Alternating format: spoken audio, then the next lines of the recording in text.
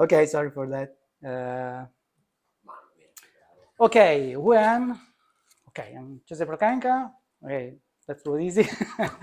Okay, I do stuff, but the only interesting part is the last bullet. I mean, so I'm an organizer of Python Milano, and as Luca said, I'm a Pythonistas interviewer. I mean, in the podcast. And okay, thank you, Python Milano, for having me after a long time. And a little bit of agenda. What we will do? Okay, a little bit of Kubernetes introduction at fast pace, because Kubernetes is a huge topic, and okay, maybe in half an hour it's very difficult. Then we talk about Kubernetes Operator. What are they, and what are they used for? And in my opinion, I'm a little bit opinionated about these cool tools written in Python for developing Kubernetes operators. Okay, but if you really want to, to learn something about Kubernetes, I suggest you this fantastic, if you are an Italian reader, I suggest you this fantastic book here. And there is also a chapter about Mia platform, so check it out because it's very interesting. And another book that I read that is fantastic because it's a kind of hands-on experience on Kubernetes. So this book will teach you how to build a Kubernetes cluster on your own, on your PC, starting from zero. Is this one? It's one of the fantastic Kubernetes, the book of Kubernetes, but there is also another book called the Kubernetes book. So be careful. It's this one of Alan Owen. Okay, and this is me babbling about Kubernetes for 4 hours for the Python Biala group. So basically, if you want to try this, you can, if you want. And okay, there is this thing of the Pareto principle. So maybe put the slides full screen. Okay. So maybe it's possible to convey the 80% of the content in 20% of time. I hope so. I hope so. Okay, so what Kubernetes is? Okay, Kubernetes basically, first takeaway, Kubernetes is a loop. It's not very different from this stuff here, which is the Quake engine loop. So if the user want to kill a monster with a nail gun, he can just moving some stuff. So it's something like this, not very different from this. Okay, are you nuts? The real loop is the following one. Written in Python, we can say we have a function to get the current state.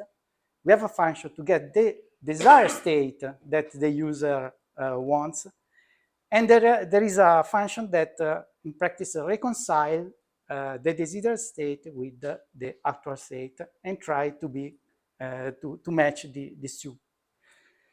But okay, this is a super high level description of the thing. And this simple loop in practice it's a pattern, and it's called a reconciliation loop. It is widely used in these days, especially in Kubernetes. Okay, but what gives you this reconciliation loop? This reconciliation loop enables you to be declarative. In a way, you state your desires, your intents, and the Kubernetes application tries to match your desire with what it's available into the so-called Kubernetes resources. Okay, but what are current desired state? I mean, well, what the state? What is the object of these states? The object of these states are the Kubernetes resources. As you know, Kubernetes is RESTful. I mean, it's a collection of resources that have state. You can create, you can update, you can read. And the most important ones are the pods. But what are the pods? The pods, basically, it's the tiniest thing that Kubernetes can manage. And in practice, it's one or more containers. Most of the time, it's just one container. Okay, and speaking about container, Kubernetes under the hood have something like Docker in practice. It's more complicated than that, but to simplify the bone, we can say that Kubernetes use Docker for use containers for his function. Okay, so Kubernetes, what does Kubernetes in right to the bone? It's an orchestrator. What means being an orchestrator means that it's able to manage the whole life cycle of these containers and provide to them a network where all the pods can communicate. So if we want to sketch, basically, a very, very simple Kubernetes application is something like this. So basically, here, this is a cluster. I mean, there are 3 nodes. Nodes are, in practice, computer connected by a local area network. And one of the network is the control plane. So basically, it's a server where there is this service here, which is called kubelet, that in Linux is implemented as a systemd service. So if you type in your Linux computer that you all have, I think sudo systemcadle status kubelet, you will see this service running on your Linux machine where Kubernetes is running. And there is a bunch of pods. The funny thing about Kubernetes is that it's cloud native. I would say it's container native in the sense that the whole application is a bunch of pods. So there is a kind of inception here. The Kubernetes application is made by pods. So basically, it's a kind of microservice architecture to build an orchestrator. For example, here in the control plane, we have a pod which is called etcd. Etcd, it's a key-value database that contains all the Kubernetes resources, for example. So the pods have a JSON or a YAML definition inside this database. And this database is the single source of truth of the whole application of Kubernetes in practice. Then there is an API server. This API server is a central point that in practice is the central point for the communication with all the Kubernetes pieces. And it's the API that you call to retrieve the resources like pods, like deployments, like other standard Kubernetes pieces. And in practice, it's a little bit the engine of Kubernetes. Then there is the pod scheduler. His function is to schedule the creation of the pods. The pod controller manager. The pod controller manager is the loop. It's the manager of the loops we are talking previously. So basically, in Kubernetes, there is this concept of controllers and operators that are basically the same thing. And the pod controller manager just decides which loop we run next. And then there is kubeproxy. Kubeproxy is the pod that it's running on all the nodes and basically provide to Kubernetes an overlay network. In Italian, we would say una rete sovrapposta, that in practice is the enabler for the communication between the pods. Then there are the worker node where you actually run your application. So as you can see here, there is a pod with a container inside, just one, but it's also possible to have a container with 2 pods inside. For example, if you want to have a very tight isolation, you can put a DB, a database container here, and an application here, and in practice, your database is not accessible outside the pod. So you have to do stuff to make it accessible from outside the pod. Any question about this? The first row, it's the one that, be careful. Okay, but I don't know, yeah. We need to have at least two nodes. No, in practice you can only need one node, but in this case all the control plane would run on the same node. Yeah, I made this example because every pod inside one node it was difficult to. But you can have, for example, I work in Red Hat and we use a lot what is called SNO, which means single node OpenShift. So a big server with the control plane and worker roles on the same machine. Okay, so I think that maybe some of you have used Docker, and you would say, okay, but these Kubernetes things seems to me quite complicated stuff or complex. Why I have to use it? Why I should use it? And I'm very happy with Docker Compose, Raft. I don't know if you know the difference about this tool, but you can ask after the meeting if you want. Why should I use Kubernetes in the end if Docker is more simpler and stuff like this? Basically, Kubernetes embrace the DevOps concept that your container is not your pet. So Kubernetes standpoint is the pod may crash, the pod may fail, the pod can run out of resource. What we can do to recover from this situation?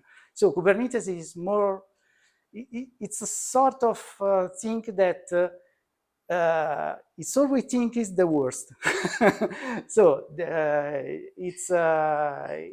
it's used because it's very good to use in production environment in practice. And so, as I said, Kubernetes has many we would say have many production use cases. You will say, okay, but what are these use cases in practice? For example, high availability. For example, I don't know, in your cluster node, you lose a node. And in your node, a very critical application was running in form of containers or in form of pods. Kubernetes automatically, when loses a node, get notified with by the scheduler, and in practice is able to move your pods that previously were on a node to another one automatically. So it's something that even vanilla Kubernetes can do. Another production use case is scaling.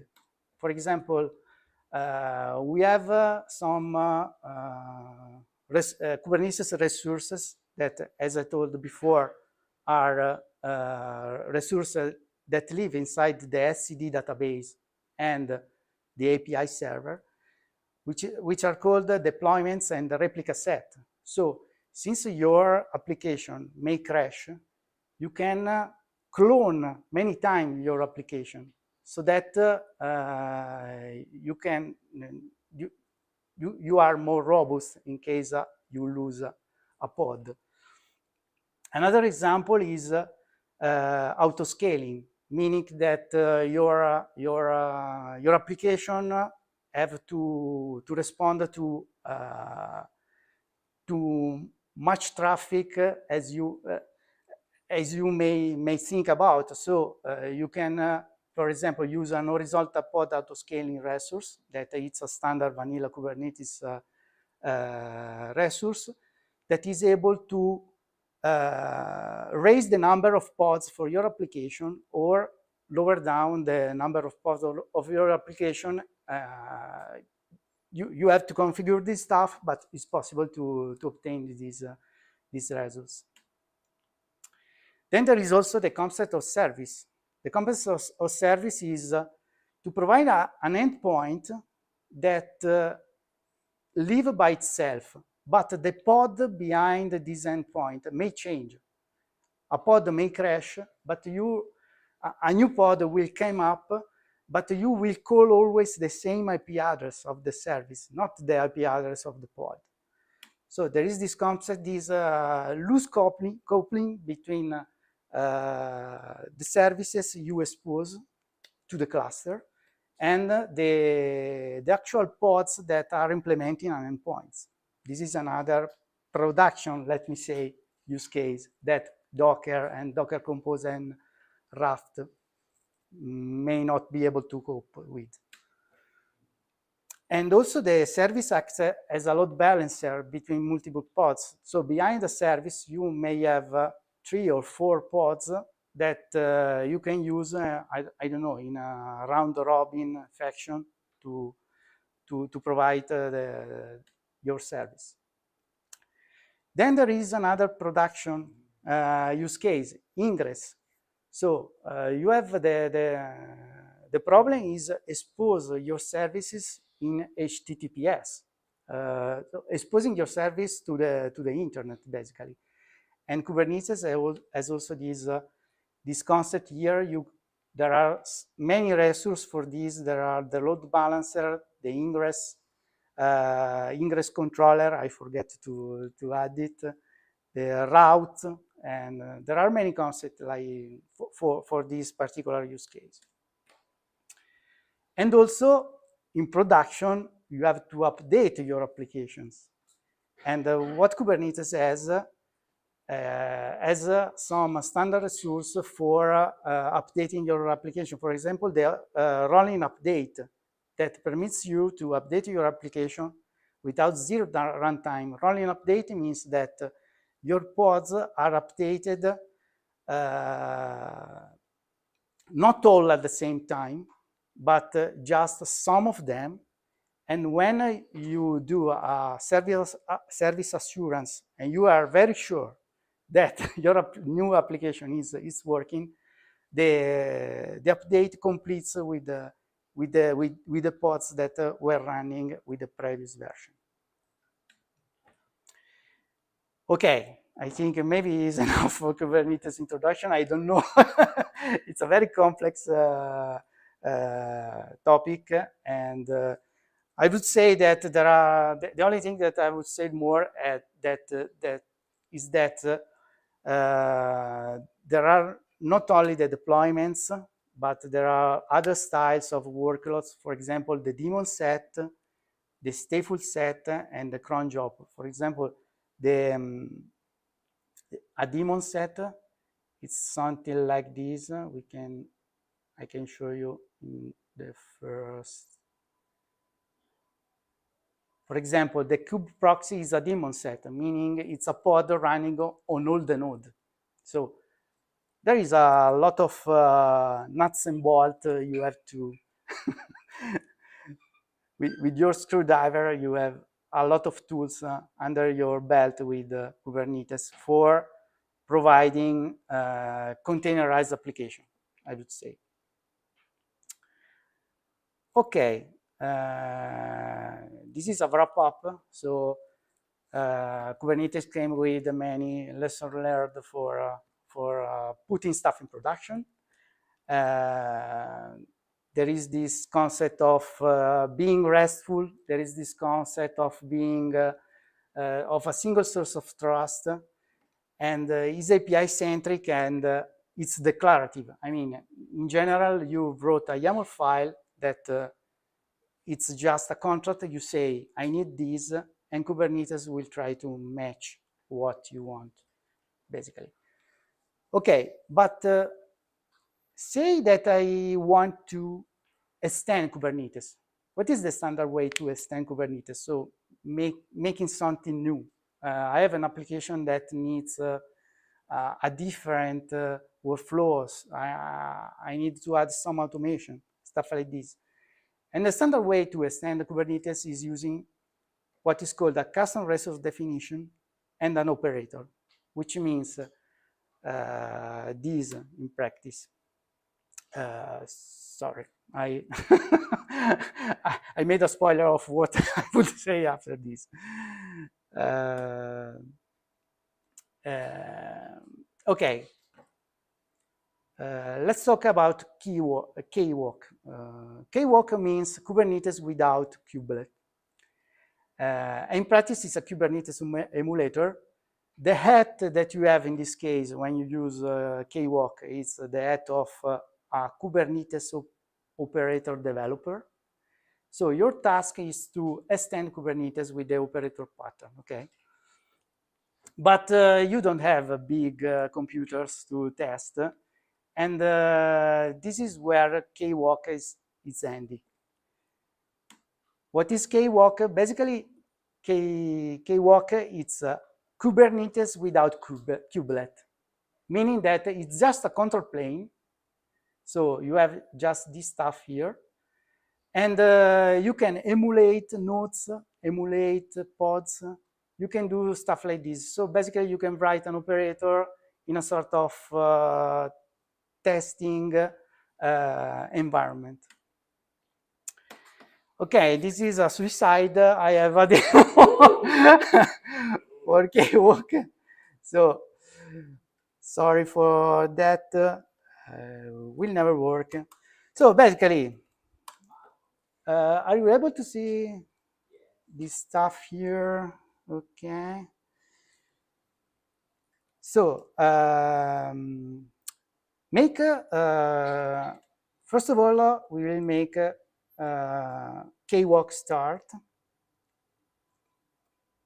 And what we will do, it's very simple to start KWok. Basically, there is an all-in solution that basically you start a container. Since I work in Red Hat, I use Podman. Sorry, I don't use Docker, but okay, they pay me to use Podman, and so I'm sorry about this. But basically, it's the same. It's just a matter of typing Podman instead of Docker when running containers. And so let's say, where are you? Okay, let's start this stuff.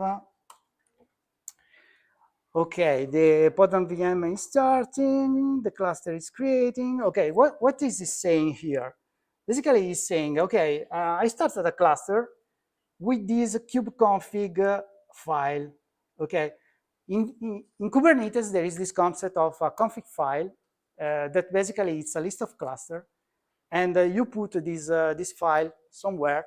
You can use a kubeconfig environment variable to point at this file, but basically is the place where all the authentication stuff happens, all the configuration stuff for your cluster is happening here into the kubeconfig file. Okay, I can minimize this because I have already my config file here. And so let's try with this create some nodes, I think. So what we will do, we will create a fake node. So we will emulate one of the nodes of the picture that I showed you before. And what is this node stuff? Basically, as I said, it's a declaration of intents. Okay, you are saying here, every Kubernetes object starts with an API version and a kind. A kind, you can think about a kind more or less like a class in an object-oriented language, I would say. And then there are all the, you can think about this stuff as a JSON contained into a JSON RESTful API. And as you can see here, I'm setting stuff, setting labels. I want Linux. I want this name for my node. I specify that this node is fake as 32 CPU. Eventually, okay, it's as a huge amount of RAM. So, and I can create this stuff here, just invoking this fantastic script. And okay, we are going to create a fake node, hopefully. It's not happening.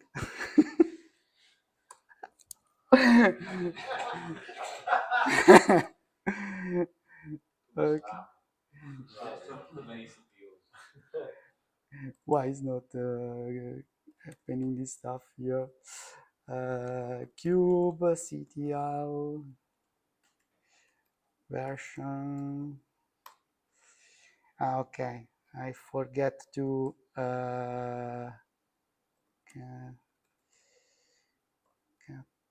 02. I tried this at home, but it's not. I don't know.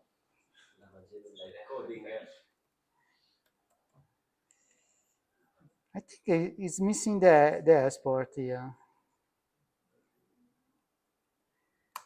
Okay, and kubectl apply -f node apply demo time. Okay.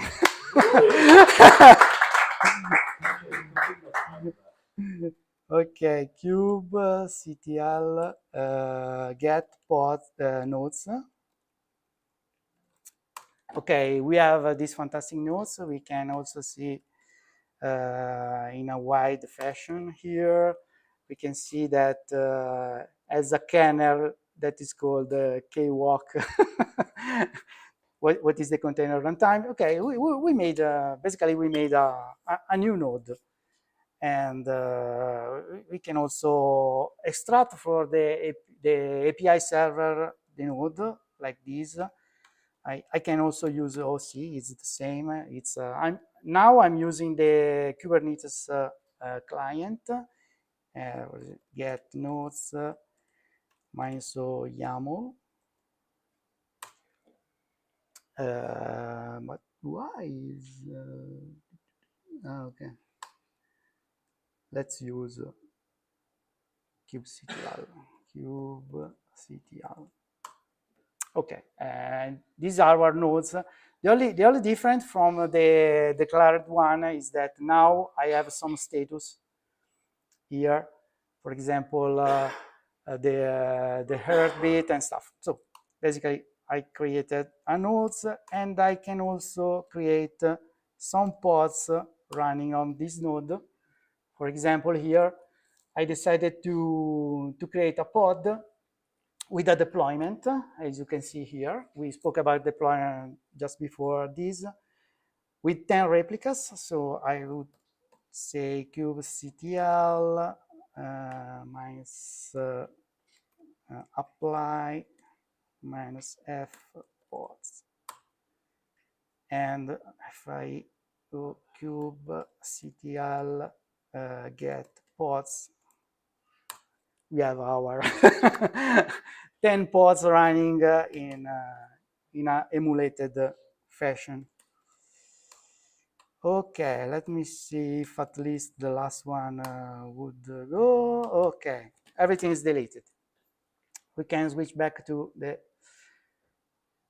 emulation. So Kopf, it's another tool.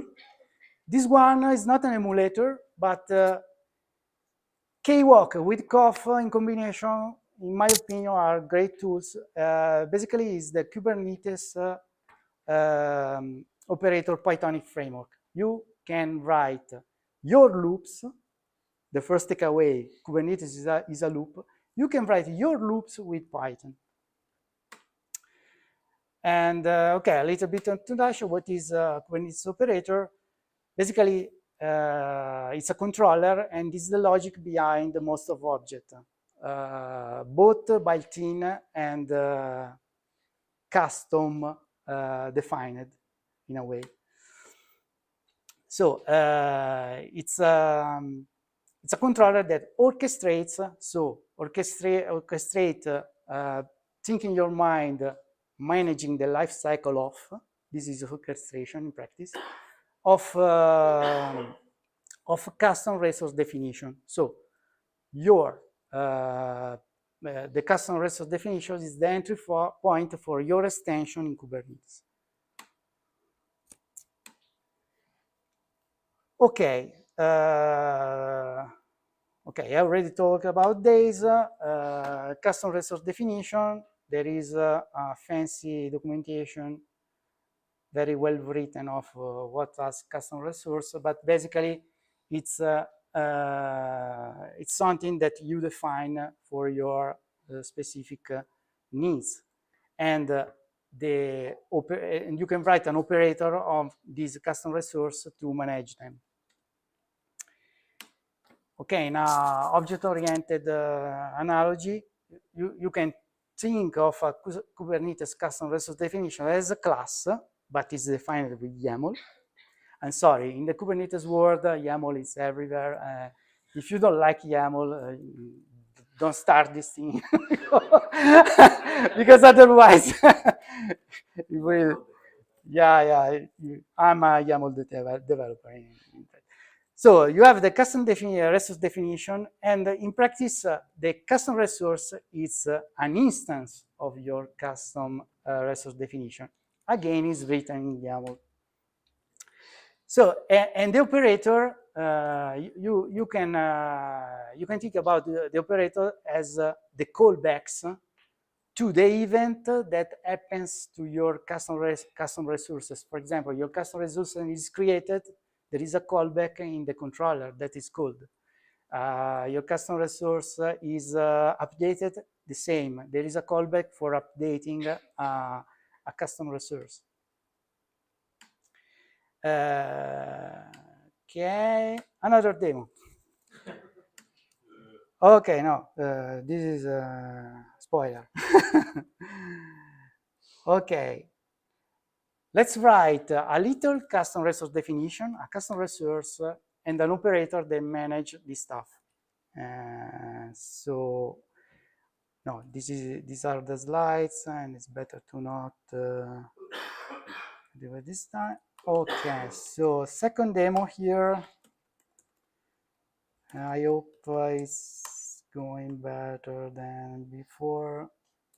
Equal $. Cube. Sorry, but my script are not doing well because export $cube config. Oh my gosh. But yeah. But seems okay here.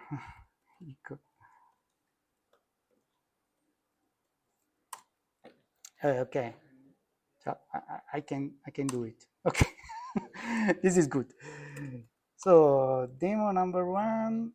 See, this is number 2. Sorry.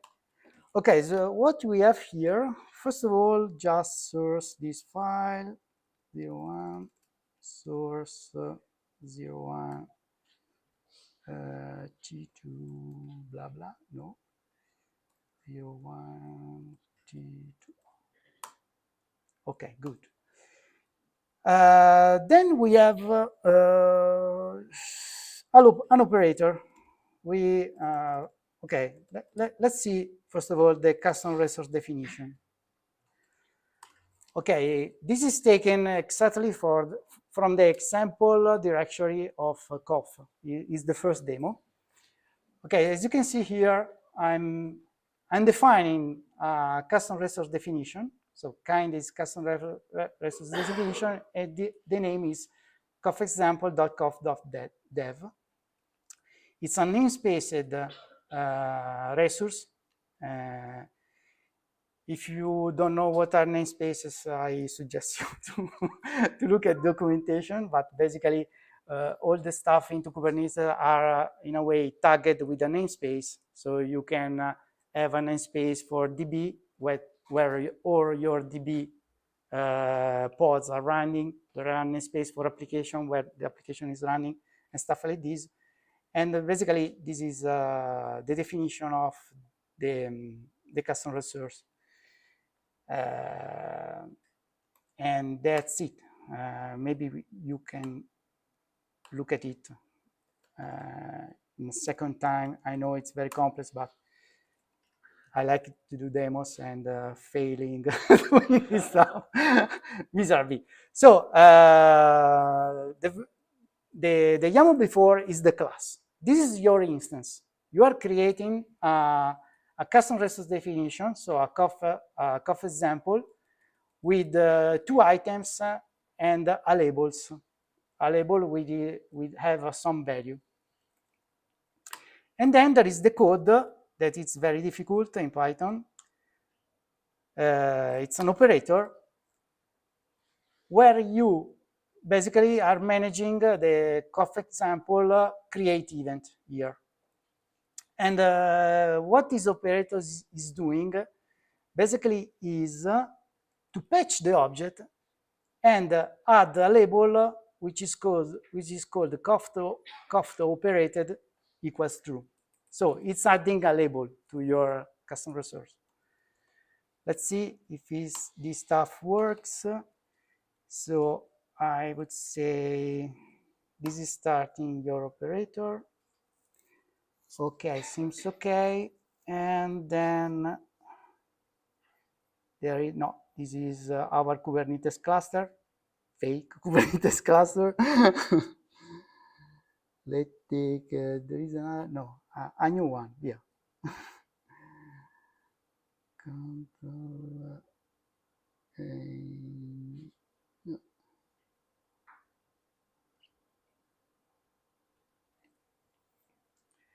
Oh, wow. Okay, so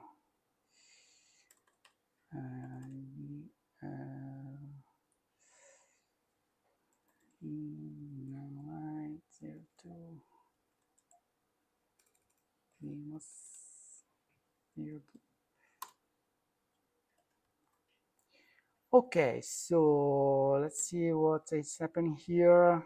So if I try to apply the custom resource, what do you do? Okay, this seems okay because there is export. One important thing is when using when using Kopf, it's important to export the Python unbuffered equals 1 because otherwise your logs will lag, will not be displayed. This is something that I learned during this demo, and so let's see if I can apply this stuff and go.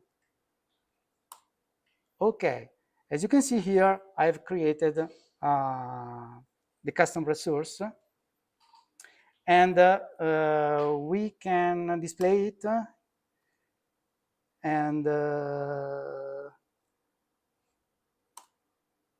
here it is. So basically, what I did is OC cube ctl get Kopf example is not working. Okay, the command behind this, I don't know why, got stuck here. You asked for 2 demos. Yeah. And there is a third one. Cat 02 operator. Okay.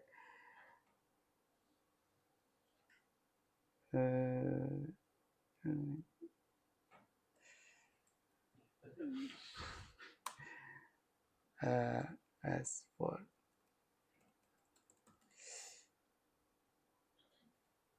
it's not, life is not simple. Oh my gosh. Okay, so in practice, I gave this command here, and 0, 3, OC get get Kopf example. It's not working because I forget to export this stuff here.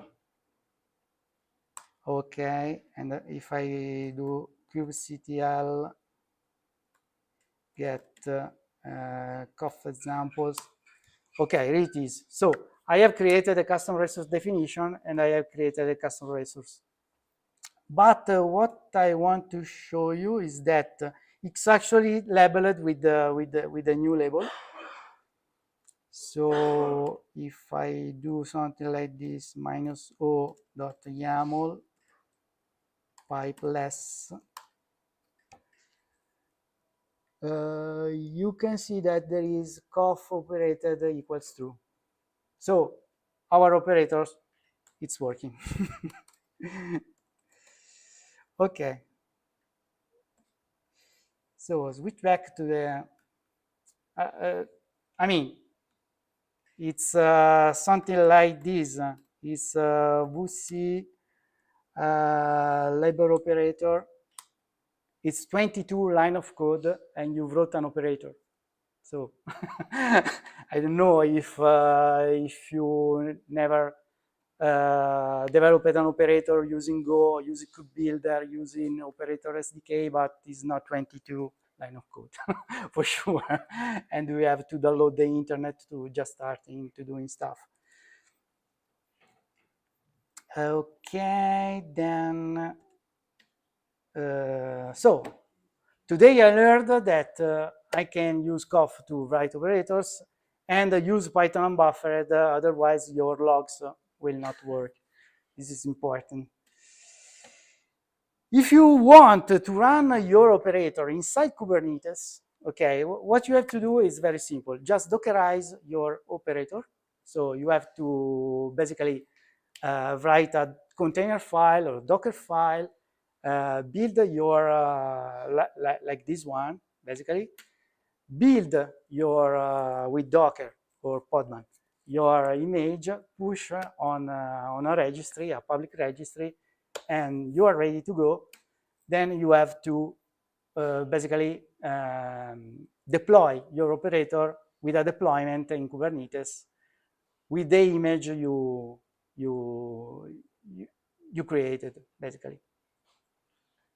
This is the image, label ins, label sys, label operator. Okay, another demo. Okay. So say you have to do debug a scalability problem. You are writing an operator that is very difficult, needs a lot of resources, but you have a Kwok that emulate your resources. And this is something that a colleague of mine, which is called Janzu, that I say hi to Janzu, because Janzu, every Tuesday we do this thing which is called Tech Exchange, and Janzu presented these two tools and made this demo. So this is something that I'm copying. It's your code, Janzu. Basically, so if it doesn't work, it's not my fault. No, I'm joking. Yeah. So basically, Janzu wrote this fancy node.sh that basically creates a node called Kopf node number 1 with 1 CPU, and you can create a bunch of them. You can create, he showed a demo with 500 nodes, then 1,000 nodes, all emulated with the Kwok. And but the thing that is particular is that every node has a number of CPU which matches his name.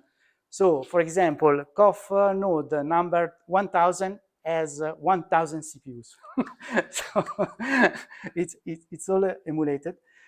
And with this environment, we will see that there is a strange behavior in the API server that is not. I don't know if I'm running out of time. And we can skip that. I don't know. But okay, let's try this. So. So first of all, just source this file here, 01 source.env. Okay, the first thing that I will do is 02. Start the operator. The operator is like this.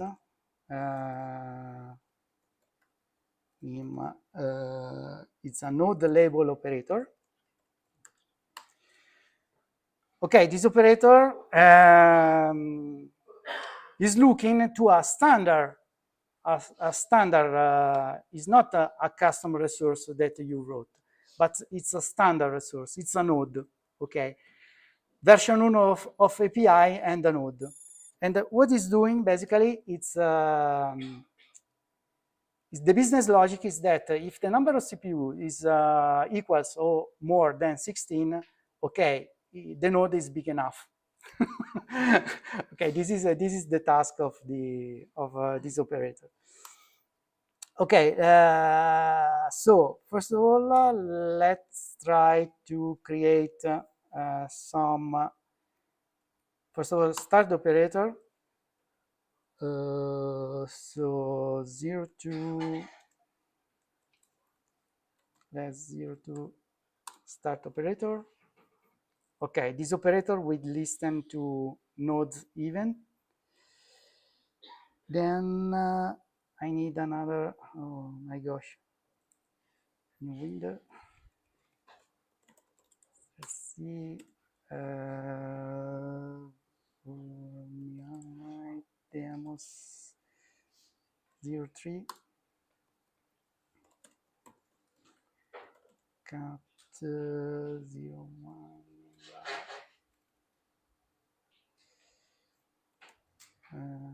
source.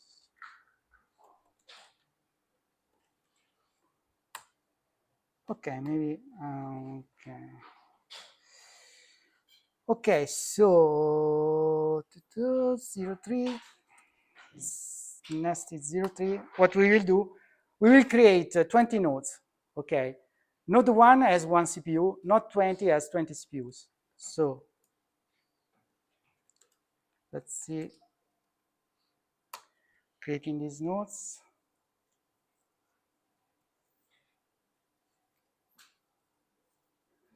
It's not working. Oh my gosh, what is happening here? Control C.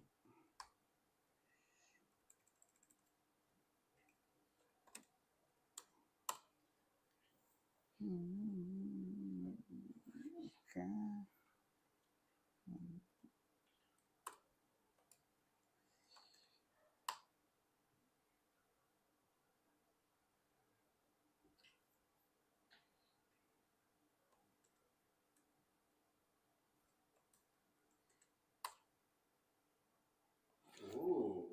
Okay, created a lot of nodes, but the interesting thing is that, for example, here for node 20, there is Kwok node is big enough, but if we go to 15, for example, is not printed. So it seems that it worked, but to be sure, or you trust me. Yeah, sure. Okay, so. So okay, but let's pretend. No, it's the last one. Let's pretend to do this stuff here. So creating node from 591 to 1000. Okay, it's simple. It's this 04 stuff here. Oh my gosh. Okay. Elite it's difficult to type stuff.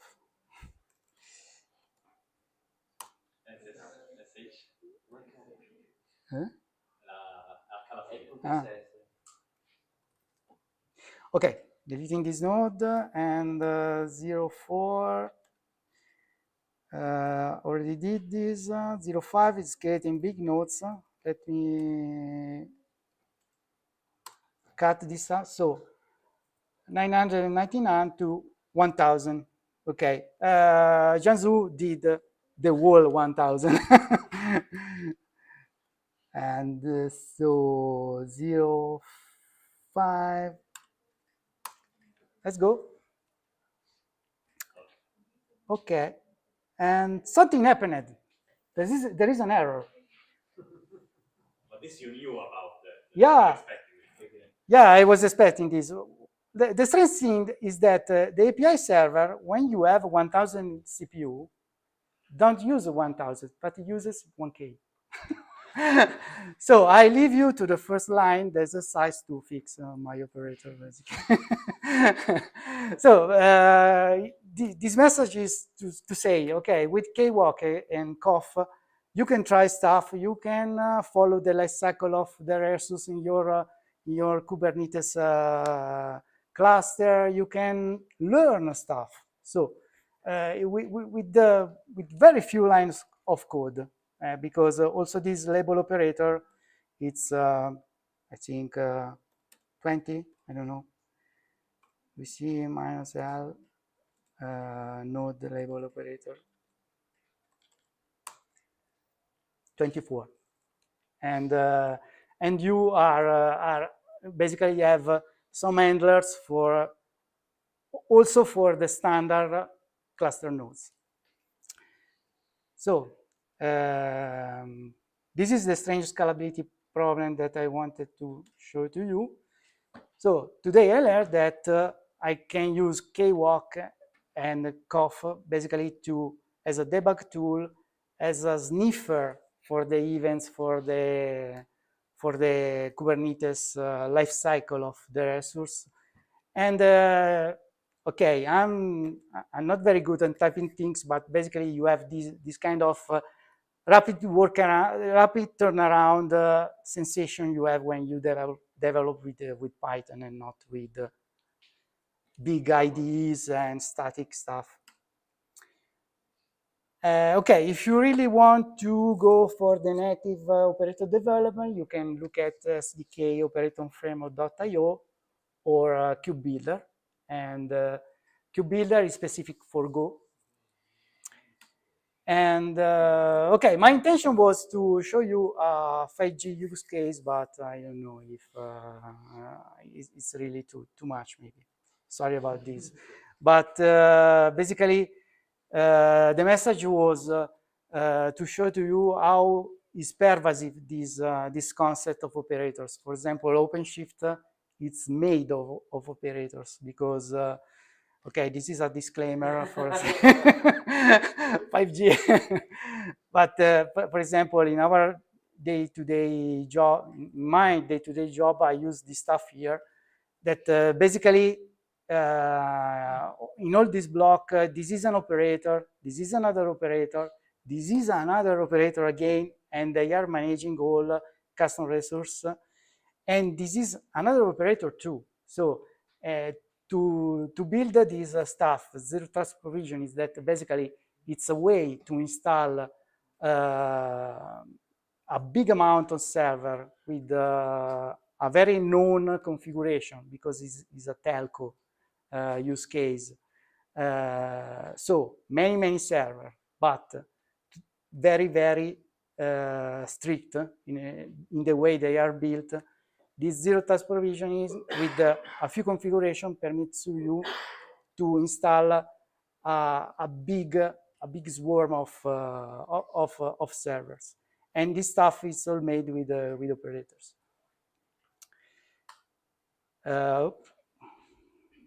You know what's happening here? Yeah. Okay. Okay, sorry, but I think that I took too much. Maybe we can talk about this 5G 5G use case. Another time. Not really sure. Sorry about this.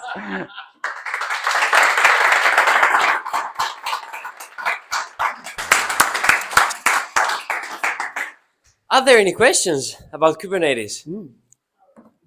Yes, that's a good one. Let me enter the microphone. I wanted to ask, I'm not really sure I've understood what a custom resource is and how it differs from a Docker image. A custom resource, basically, it's a resource that you can write this resource in a standard way. I mean, when I say standard way, you have to write a YAML file with some mandatory fields. And for example, you have to start with API and say this the version of the API. I can show you maybe. It's better like this.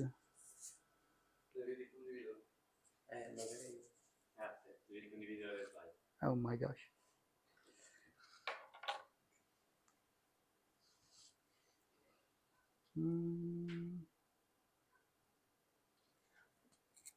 Okay.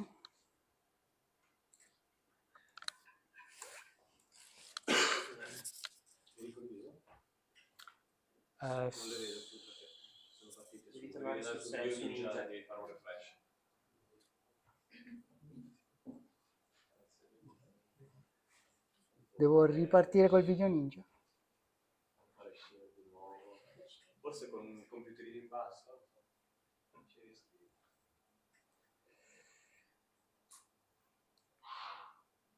Entra in screen? No. Ok. Il link è sempre lo stesso modo. Okay.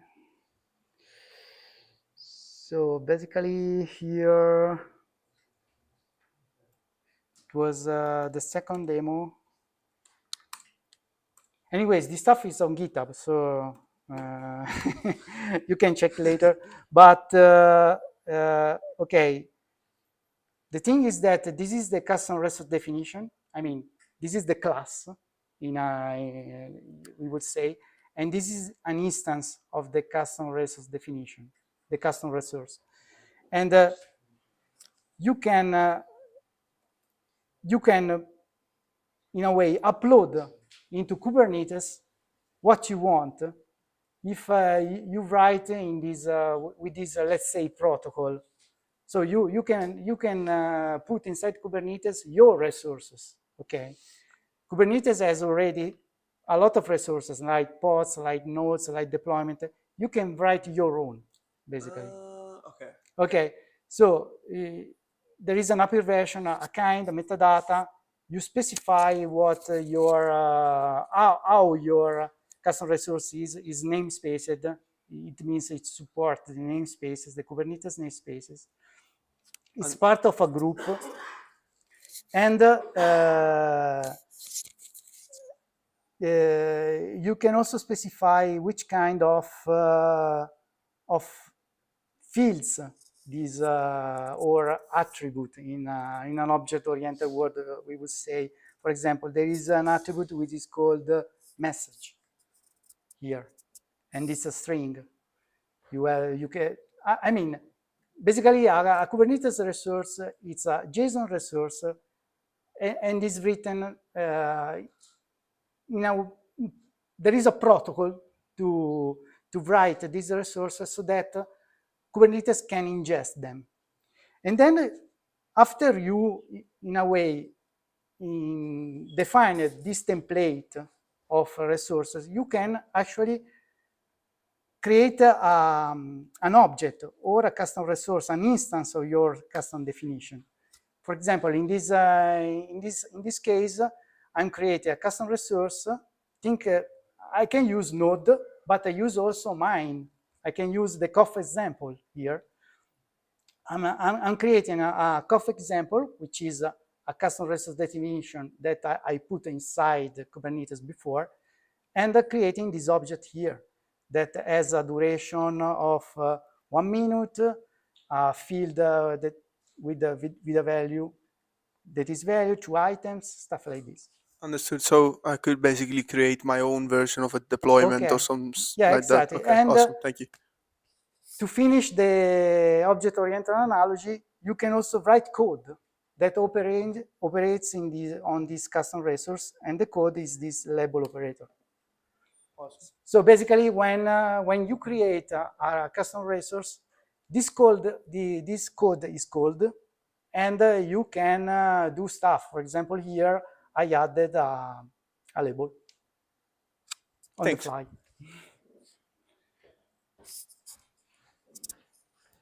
Any other question? I think it was. Let's do another round of applause. Okay.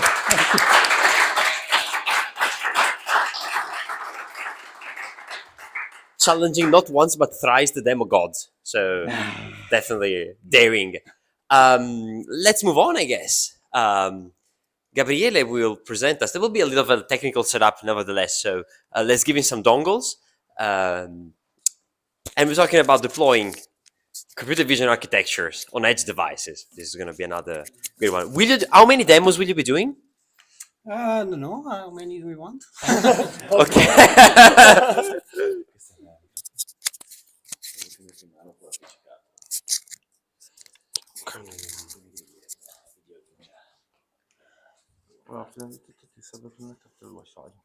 Vuoi fare l'abbiamo fatto così da prima? Ah, ok, perfetto. Non lo so.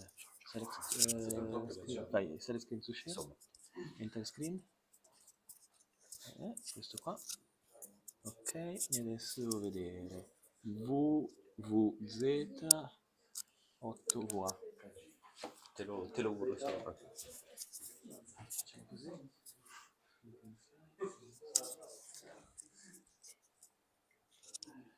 Adesso Scrivo Kubernetes.